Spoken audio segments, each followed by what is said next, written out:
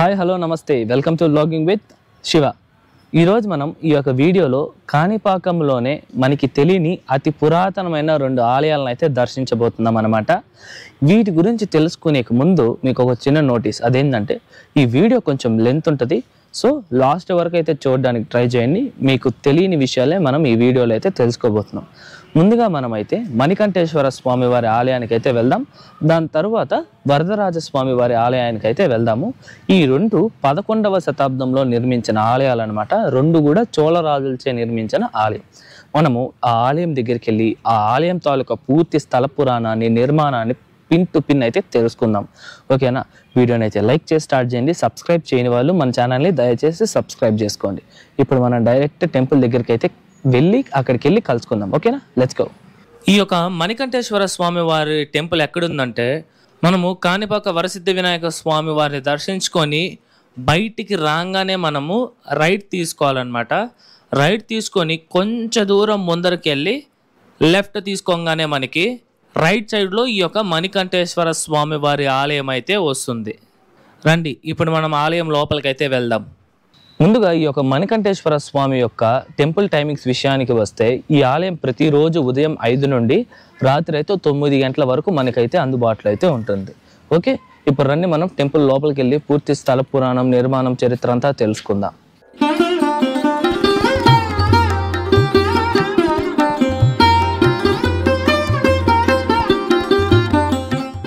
ఇప్పుడు మనం ఈ ఆలయం తాలూకా పూర్తి స్థల పురాణాన్ని అయితే తెలుసుకుందాం. ఈ యొక్క ఆలయాన్ని 11వ శతాబ్దంలో చోళరాజైన కులోత్తుంగ చోళ ఈ యొక్క ఆలయాన్ని అయితే నిర్మించారనమాట.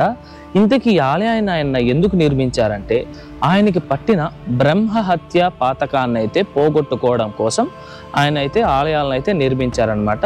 ఆ నిర్మించిన ఆలయాలలో ఈ యొక్క ఆలయం కూడా ఒకటి. ఇంతకీ ఎవరు ఈ కులోత్తుంగ చోళ అంటే, ఇతను భారతదేశాన్ని పరిపాలించిన రాజుల్లో ఈయన తమిళ రాజ్యాన్ని అలాగే తెలుగు రాజ్యాన్ని పరిపాలించిన మొట్టమొదటి చోళరాజు అనమాట. ఇంతకు విషయాన్ని ఏంటంటే, ఇతని తండ్రి వచ్చి తూర్పు చాళుక్య వంశానికి చెందినవారు, అంటే తెలుగు అతను అనమాట. ఆయన పేరు రాజరాజ నరేంద్రుడు.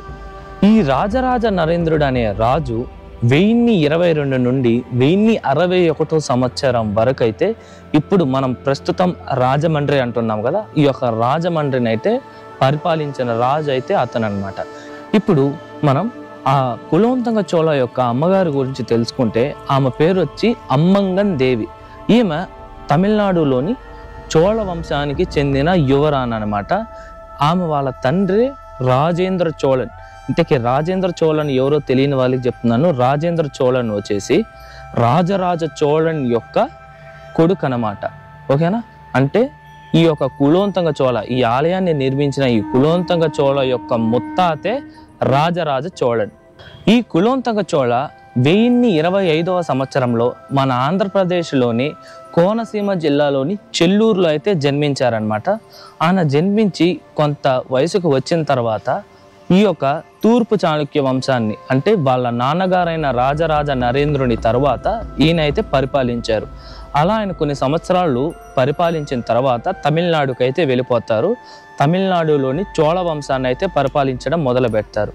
అతను 1070 నుండి 1150 వరకు అయితే ఈ యొక్క చోళ వంశాన్ని అయితే పరిపాలిస్తారు. అంటే దాదాపు 52 సంవత్సరాలు అయితే చోళ రాజ్యాన్ని పరిపాలిస్తారు. ఈ 52 సంవత్సరాల పరిపాలనలో ఎన్నో అద్భుతమైన విషయాలు చేశారు. అంతకన్నా దారుణమైన విషయాలు కూడా ఎన్నో చేశారనమాట. అప్పుడు ఆయన చేసిన తప్పే ఇప్పుడు ఈ యొక్క మణికంఠేశ్వర స్వామి వారి ఆలయం నిర్మాణానికి అయితే కారణం. ఇంతకీ చరిత్ర విషయానికి వెళ్తే, పూర్వం మనందరికీ తెలిసిందే 2 మతాలు అయితే ఉండేవన్నమాట. ఒకటి శైవం, 2 వైష్ణవం. ఇప్పుడు శైవులు అనేవాళ్ళు వచ్చేసి శివుణ్ణి అయితే పూజించేవారు, వైష్ణవులు అనేవారు మహావిష్ణువుని అయితే పూజించేవారు అనమాట.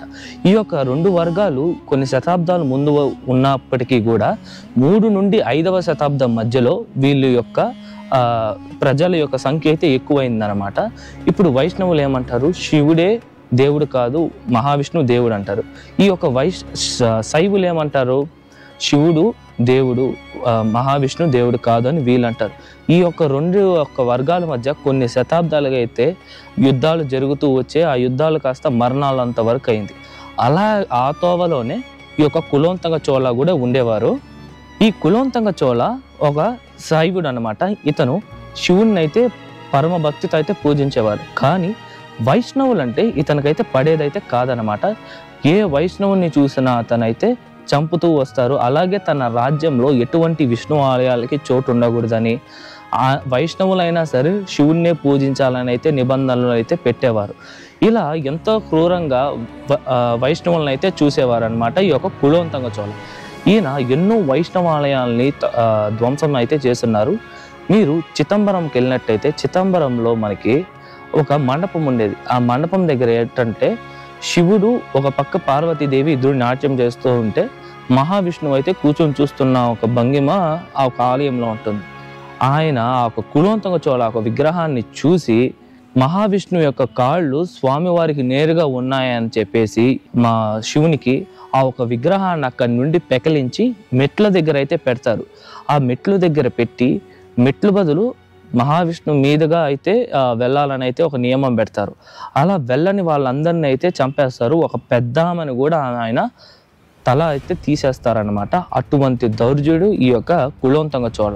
ఇంతేకాదు, మీరు దశావతారం సినిమా చూసినట్టయితే ఆ ఒక సినిమాలో కూడా విగ్రహానికి ఒక మనిషిని చుట్టి సముద్రంలో తోసేస్తారు కదా, అది కులోత్తుంగ చోళనే. కాకపోతే అక్కడ మనిషిని ఒక విగ్రహానికి అయితే కట్టేడు, విగ్రహాన్ని మాత్రమే సముద్రంలోకి అయితే తోస్తారు. ఎన్నో అక్రమాలు వైష్ణవులకి చేసి ఎంతోమంది బ్రాహ్మణులను చంపిన ఒక కులోత్తుంగ చోళ తనకి పట్టిన ఒక బ్రాహ్మ హత్య పాతకాన్ని పోగొట్టుకోవడం కోసం శివాలయాలను అయితే నిర్మించాలనుకుంటారు. అలా అతను 101 శివాలయాలను అయితే నిర్మిస్తారు. ఆ 101 శివాలయాలలో ఈ యొక్క మణికంఠేశ్వర స్వామి వారి ఆలయం కూడా ఒకటి. ఇది ఈ యొక్క ఆలయం వెనకాల ఉన్న బ్యాక్ అండ్ స్టోరీ. ఈ ఆలయాన్ని 11వ శతాబ్దంలో చోళరాజైన కులోత్తుంగ చోళ నిర్మించిన తర్వాత 1336వ సంవత్సరంలో ఈ యొక్క ఆలయాన్ని విజయనగర రాజులైతే చాలా అభివృద్ధి చేసి ఈ యొక్క ఆలయాన్ని కూడా బాగా విస్తీర్ణంలో చాలా పెద్దదిగా అయితే నిర్మించిన వారు విజయనగర రాజులు. ఈ ఆలయంలో మనకి పరమేశ్వరుడు లింగ రూపంలో అయితే దర్శనం అయితే ఇస్తారనమాట. ఈ ఆలయంలో స్వామివారిని మణికంఠేశ్వర స్వామి అని అయితే పిలుస్తారు. ఈ పేరు తాలూకు అర్థం ఏంటంటే ఈ యొక్క ఆలయంలో స్వామివారి అయితే మణి అంటే పామును, కంఠేశ్వరర్ అంటే కంఠానికి ధరించిన వాడు అని అర్థం వస్తుంది. దానికి స్వామివారిని అయితే మణికంఠేశ్వరర్ అని అయితే పిలుస్తారు. అలాగే ఈ ఆలయంలో అమ్మవారిని అయితే మరకతాంబికగా పూజిస్తారనమాట. ఈ ఆలయం గర్భాలయం తాలూకా ప్రదక్షిణ మార్గంలోనే మనకి కాలభైరవ స్వామి, అలాగే దుర్గాదేవి, సూర్యనారాయణ స్వామి, దాంతోపాటు దక్షిణామూర్తి స్వామి యొక్క విగ్రహాలు కూడా మనకి దర్శనమిస్తాయి. ఈ ఆలయంలో ఉన్న మరొక అద్భుతం ఏంటంటే ఈ ఆలయంలోనే మనకి రాహుకేతువుల యొక్క ఆలయం కూడా ఉంటుంది. ఇది చాలా అద్భుతంగా అయితే ఉంటుంది అనమాట. ఇక్కడే మనకి ప్రతిరోజు ఉదయం అనమాట రాహుకేతు పూజ, అలాగే నాగదోష పరిహార పూజలు కూడా నిర్వహిస్తారు. ఈ యొక్క ఆలయము చాలా భారీగా చాలా అద్భుతంగా అయితే ఉంటుంది. మనకి ఎంట్రన్స్లోనే 5 అంచెల గల రాజగోపురం మనల్ని ఆహ్వానిస్తుంది అనమాట. ఆ రాజగోపురం మనం దాటంగానే మనకి అద్భుతమైన నంది యొక్క విగ్రహము చాలా బాగుంటుంది. మనకి ఈ ఆలయంలోనే అద్భుతమైన ముఖమండపము, అర్ధమండపము, గర్భాలయంతో పాటు ఈ యొక్క ఆలయ ప్రదక్షిణ మార్గం అయితే చాలా పెద్దదిగా ఉంటుంది. చాలా అద్భుతమైన ఆలయం ఇది. అలాగే మనకి ఆలయంలోనే ఈ యొక్క టెంపుల్ పార్క్ అనేది ఉంది. ఆ పార్క్లో మనకి అద్భుతమైన స్వామివారి విగ్రహాలు ఉంటాయి. వినాయక స్వామివి, పార్వతీ పరమేశ్వరువి, సుబ్రహ్మణ్య స్వామి విగ్రహాలు అయితే చాలా బాగుంటాయి. ఇవన్నీ కూడా మీరు మర్చిపోకుండా చూడండి. ఇదంతా బాగుంది, కానీ అంతమంది ప్రాణాలు తీసిన ఒక కులోత్తుంగ చోళ ప్రాణం ఎలా పోయిందో కూడా తెలుసుకుంటే ఈ యొక్క చరిత్రకి కంప్లీట్నెస్ వస్తుందని మీకు ఒక డౌట్ వచ్చే ఉంటుంది. దీనికి నాకు సమాధానం ఏంటంటే, చరిత్ర విషయానికి వెళ్తే అంతమంది ప్రాణాలు తీసిన ఒక కులోత్తుంగ చోళ ప్రాణం ఇంకెంత దారుణంగా పోయి ఉంటుందో ఊహించుకోండి మీరు. ఏంటంటే అతను మరణించే కొన్ని సంవత్సరాల క్రితం వరకు అతను కొన్ని ప్రమాదకరమైన వ్యాధులతో అయితే ఇబ్బంది పడుతూ 1152వ సంవత్సరంలో అయితే అతను మరణిస్తాడు. అతను మరణించేటప్పుడు అతని వయసు వచ్చి 97 సంవత్సరాలు అన్నమాట. అతను కొన్ని వ్యాధుల ద్వారా చనిపోవడం వలన అతనికి ఇంకో పేరు కూడా వచ్చింది. అదే క్రిమికొండ చోళ, అంటే కొండంత క్రిములు కలిగిన వ్యాధులతో మరణించిన చోళుడు అని ఒక అర్థం అయితే వస్తుంది. ఈ యొక్క కులోత్తుంగ చోళ యొక్క జీవితంలో మనం నేర్చుకోవాల్సిన విషయాలు 2 ఉన్నాయి. మొదటిది, మనం చేసిన పాపం ఊరికే పోదు.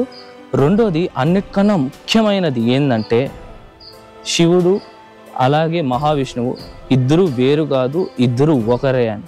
శైవులైనా వైష్ణవులైనా ఇద్దరు ఒకరే, ఇద్దరు మనం నమ్మిన వాళ్ళని మనం మొక్కుతాం అన్నమాట. ఇద్దరిని వేరువేరుగా అయితే చూడకూడదు.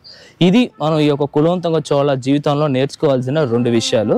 ఓకే, ఇది ఈ యొక్క మణికంఠేశ్వర స్వామి చరిత్ర. ఇప్పుడు మనం ఈ పక్కనే ఉన్న వరదరాజ స్వామి వారి ఆలయానికి అయితే వెళ్దాం పదండి.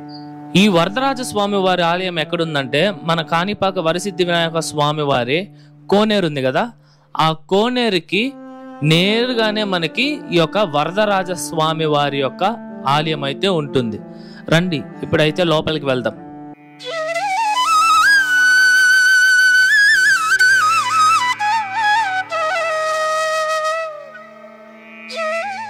ఇప్పుడు మనం ఈ వరదరాజ స్వామి వారి టెంపుల్ టైమింగ్స్ విషయానికి వస్తే, ఈ యొక్క ఆలయం మనకి ప్రతిరోజు ఉదయం 5 నుండి రాత్రి 8 గంటల వరకు మనకైతే అందుబాటులో అయితే ఉంటుంది. ఓకే, రండి ఇప్పుడు మనం ఆలయం లోపలికి వెళ్ళి ఈ యొక్క ఆలయం తాలూకా చరిత్రను అయితే తెలుసుకుందాం. పూర్వం జనమేజయుడికి సర్పయాగం చేసిన తర్వాత తన యొక్క మనశ్శాంతిని అయితే కోల్పోతారు. అంతేకాకుండా ఆయన ఆ ఒక మనశ్శాంతి కోల్పోయిన తర్వాత ఎన్నో ప్రదేశాలు అయితే తిరుగుతారు, అయినా అతనికి మనశ్శాంతి రాదు. ఈ యొక్క ప్రదేశానికి వచ్చిన తర్వాతే ఆయనకైతే మనశ్శాంతి వస్తుంది. ఇంతకీ ఎవరు ఈ యొక్క జనమేజయుడు, ఎందుకు ఆయనకి మనశ్శాంతి లోపించిందో మనం సింపుల్గా అయితే తెలుసుకుందాము. ఈ జనమేజయుడు వచ్చేసి పరీక్షిత్తు మహారాజు యొక్క కుమారుడు అనమాట. ఈ పరీక్షిత్తు మహారాజు ఎవరంటే అభిమన్యుడి యొక్క కుమారుడు. అభిమన్యుడు వాళ్ళ తండ్రి ఎవరో మన అందరికీ తెలిసే ఉంటుంది. ఎస్, ఆయనే అర్జునుడు. అర్జునుడి యొక్క ముని మనవడే ఈ యొక్క జనమేజయుడు అనమాట. ఇప్పుడు ఆయనకు మనశ్శాంతి ఎందుకు లోపించింది అంటే, ఈ జనమేజయుడు అనే రాజు యొక్క తండ్రి అయిన పరీక్షిత్తు మహారాజుకి ఒక శాపం వల్ల పాము కాటుతో ఆయన అయితే మరణిస్తారు. ఈ యొక్క విషయాన్ని తెలుసుకున్న జనమేజయుడు అయితే బాధపడతారు, అలాగే చాలా చాలా కోపగించుకుంటారు. ఆ యొక్క కోపంలో ఆయన ఏం నిర్ణయించుకుంటారంటే, ఈ యొక్క భూ సృష్టిలో పాము అనే ఒక జాతే ఉండకూడదు అనేసి ఆయన సర్పయాగాన్ని అయితే మొదలు పెడతారు. ఈ యొక్క సర్పయాగంలో అప్పటికే కొన్ని రకమైన పాము జాతులనైనా అంతరిస్తారు. ఇంతలో ఇది తెలుసుకున్న అస్తిక మహర్షి అయితే ఆ ప్రదేశానికి వచ్చి జనమేజయుడిని అయితే ఆపుతారు. ఆపి ఈ యొక్క సర్పయాగం మంచిది కాదు, ఈ యొక్క పాము సృష్టి అనేదే లేకపోతే చాలా ఇబ్బంది అని చెప్పి జగమేజయుడిని అయితే ఆపుతారు. ఒక మహర్షి మాటకి మర్యాద ఇచ్చిన ఆ యొక్క జగమేజయుడు ఈ యొక్క సర్పయాగాన్ని అయితే పూర్తిగా ఆపివేస్తారు. ఆపివేసిన తర్వాత ఆయన అయితే కొంతసేపు తర్వాత ఆయన యొక్క కోపానికి ఆయన చేసిన ఈ యొక్క విషయాన్ని తలుచుకొని ఆయనే బాధపడుతూ ఆయనకి ఒక మనశ్శాంతి అనేది లోపిస్తుంది. దాంతో ఈ యొక్క యావత్ భారతదేశం అంతా తిరుగుతూ ఆయన పుణ్యక్షేత్రాలు అవన్నీ తిరుగుతూ ఉండేవారు. అలా ఆయన ఈ యొక్క ప్రదేశానికి రావడం, ఏది ఇప్పుడు ఎక్కడైతే ఈ యొక్క వరదరాజ స్వామి వారి ఆలయం ఉందో ఈ యొక్క ప్రదేశానికి రావడం వల్ల ఆయన మనసు మొత్తం స్థిమితమయ్యి మళ్ళా శాంతపరుడుగా అయితే అయ్యారనమాట. అది ఈ ఆలయం వెనకాల ఉండే ఆ చరిత్ర. దాని తర్వాత ఏమైంది, 11వ శతాబ్దంలోనే చోళ రాజులైతే ఈ యొక్క ఆలయాన్ని అయితే నిర్మించగా 13వ శతాబ్దంలో విజయనగర రాజులు ఈ యొక్క ఆలయాన్ని పునరుద్ధరించి చాలా అద్భుతంగా అయితే నిర్మించారు. ఈ ఆలయాన్ని 2003వ సంవత్సరం సెప్టెంబర్ 3వ తారీఖున ఈ యొక్క ఆలయాన్ని అయితే పునరుద్ధరించారు కాణిపాకంకు సంబంధించిన దేవస్థానం వారు. అలాగే ఆ రోజుని ఈ యొక్క ఆలయానికి కుంభాభిషేకం కూడా చేశారనమాట. ఈ ఆలయంలో స్వామివారిని అయితే వరదరాజ స్వామి అని అయితే అంటారనమాట. స్వామివారు మనకి శ్రీదేవి భూదేవి సమేతంగా అభయహస్తం ఇస్తూ అయితే మనకి దర్శనమిస్తారు వరదరాజస్వామి. ఈ యొక్క ఆలయంలో స్వామివారి మూర్తి కూడా దాదాపు 5 అడుగుల ఎత్తుతో చాలా చాలా అద్భుతంగా ఉంటుంది. ఇప్పుడు మీరు ఫోటోలో చూస్తున్నారు కదా, ఇదే స్వామివారి యొక్క విగ్రహం అన్నమాట ఈ యొక్క ఆలయంలో. అలాగే స్వామివారి ముందరే మనకి శ్రీ పెరిందేవి అమ్మవారు అయితే మనకి దర్శనమిస్తారు. అలాగే మనకి ఈ యొక్క ఆలయంలోనే 12 మంది ఆళ్వార్ల యొక్క విగ్రహం కూడా ఉంటుంది. ఈ ఆలయం మనకి చిన్నదిగా ఉన్నప్పటికీ చాలా చాలా అద్భుతంగా అయితే ఉంటుందన్నమాట. ఈ ఆలయంలో మనకి ముఖమండపము, అర్ధపండపము, ప్రదక్షిణ మార్గంతో పాటు గర్భాలయం చాలా చాలా అద్భుతంగా ఉంటుంది. ఈ ఆలయానికి ముఖ్యంగా నూతన దంపతులు అయితే వస్తారనమాట. ఎందుకంటే సత్యనారాయణ స్వామి వ్రతం చేయడానికి. ఇక్కడ సత్యనారాయణ స్వామి వ్రతం చేస్తే ఎంతో మంచి జరుగుతుందనేసి అయితే ఇక్కడ భక్తులు నమ్ముతారు. అంతేకాకుండా ప్రతిరోజు ఉదయం ఇక్కడ సుదర్శన హోమం అయితే జరుగుతుంది. మనం ఫ్రీగా కూడా అక్కడ జరుగుతూ ఉంటుంది, మనం ఫ్రీగా వెళ్ళి అయితే కూర్చోవచ్చు. లేదా మనమే హోమం చేయాలంటే అక్కడ వాళ్ళకి మనం టికెట్ 501 ఎంతో ఉంటుంది, మనం పే చేస్తే మన పేరు మీదే సుదర్శన హోమం అయితే జరుపుతారు. ఇది ఈ ఆలయం తాలూకా పూర్తి స్థల పురాణం, నిర్మాణం, చరిత్ర. ఐ హోప్ మీకు అర్థమైందనే అనుకుంటున్నా.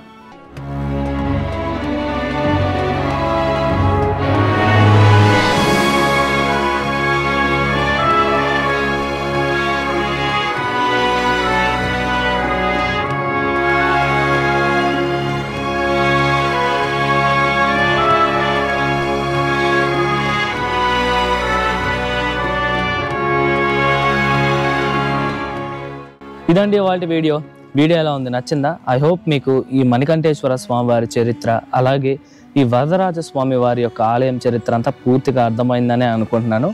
వీడియో కొంచెం లెంతీగా ఉన్నా సరే మీరు లాస్ట్ వరకు చూసినందుకు చాలా చాలా థ్యాంక్ యూ. అలాగే దీనికి ముందు వీడియో మన ఛానల్లో కాణిపాకం వినాయక స్వామి టెంపుల్ యొక్క హిస్టరీ ఉంది, దానికి ముందు అలిపిరి పాదాల యొక్క చరిత్ర వీడియో ఉంది, అలాగే 1000 years బిఫోర్ నాటి యోగి మల్లవరంలోని పరాశరేశ్వర స్వామి వారి టెంపుల్ వీడియో కూడా ఉంది.